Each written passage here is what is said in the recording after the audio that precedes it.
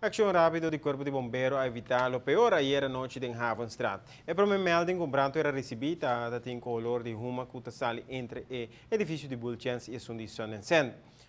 Diretor de ruma e detector de ruma a ativar indicando que algo está passando. A resultado foi dois pisos de edifício de Sen, renovação está tomando lugar e estava em diferentes ferramentas com sushi de hook que apega a candela e estava em basta ruma. Na primeira instante, o bombeiro não trata de 30 fora de diante, mas depois decide de passar de parte para trás, onde o olor estava mais forte. Via o parque lot de Duana, e truck de brando era 30, para assim que quebra a porta e para pagar a candela na de dois pisos. Proprietário e família de negócio de Sonen senta apresentar no sítio para assim mira o que está passando e Kiko por a questionar a candela, pero para não estava momento de angústia.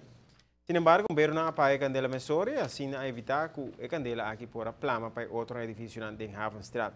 Aqui rato nós temos invitado em estúdio de enquadro de Dia de Bombeiro.